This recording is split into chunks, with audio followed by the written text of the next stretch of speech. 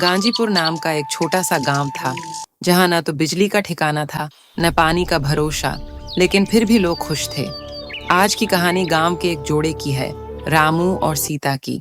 सुनो जी, गर्मी अब सही नहीं जाती। बगल वाली कमला के घर भी कूलर आ गया है और हम अब भी मिट्टी के बर्तन और पंखे में ही उलझे हैं। सीता कूलर में भी लाना चाहता हूँ, पर हर महीने की आमदनी तो तुझे पता ही है। खेत मजदूरी में बस इतना ही कमा पाता हूँ कि घर चल जाए।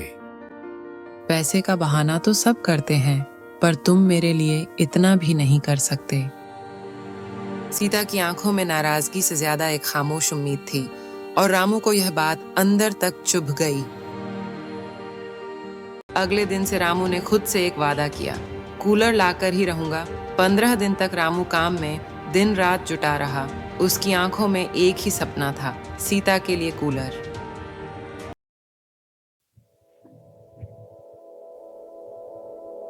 एक रात रामू पैसे गिन रहा था। उसने लगातार मेहनत करके 3500 रुपए जोड़ लिए थे। रामू सीता से कहता है, सीता समझ ले, तेरा कूलर आ गया। जब तुम कूलर लेकर आओगे तो मैं सबको कहूंगी, मेरा रामू भी किसी से कम नहीं है।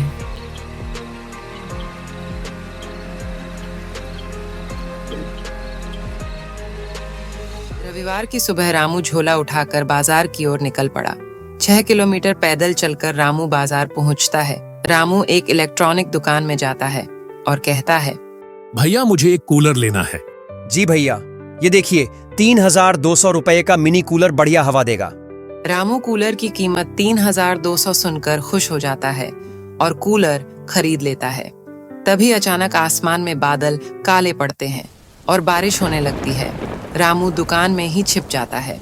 भाई अब कूलर कैसे ले जाएंगे? ट्रॉली कर लो 250 में, या कूलर दुकान पर ही छोड़ दो। तभी वहाँ एक छाता बेचने वाला आता है और रामू से कहता है, भैया छाता ले लो, 200 रुपये का है, कम से कम तुम खुद तो नहीं भीगोगे। रामू के पास अब 300 रुपये ही बचे थे। सवाल बड़ा था, कूलर बचाऊं या खुद को भीगने से बचाऊं? कूलर तो मैं ले लूंगा, पर बरसात में भीग गया तो 3200 भी डूब जाएंगे। पहले खुद को बचा लूं, कूलर बाद में ले जाऊंगा। भैया कूलर यहीं रख दो, कुछ दिनों बाद ले जाऊंगा, अभी छाता ले लेता हूं।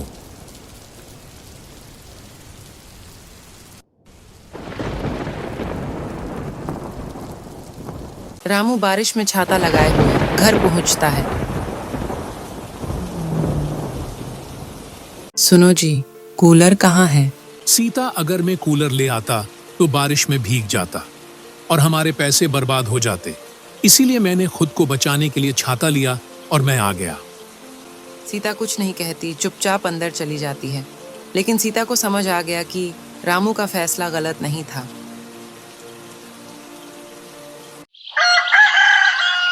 अगले दिन से सीता भी बच्चों को ट्यूशन पढ़ाने लगती है और वो दोनों काम करके घर चलाने में एक दूसरे की मदद करते हैं।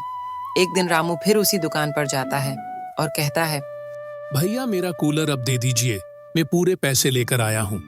मैं समझ गया था भाई कि तुम जरूर आओगे, इसलिए मैंने कूलर संभाल कर रखा था।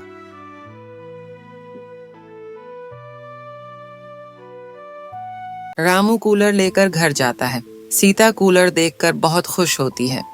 सुनो जी, अब हमारे पास भी कूलर है। अब मुझे गर्मी में परेशान नहीं होना पड़ेगा। सीता, मैं तुम्हारे लिए चांद तारे तो नहीं ला सकता, लेकिन एक कूलर तो ला ही सकता हूँ। रामू और सीता बहुत खुश थे कि अब उनके पास भी कूलर है।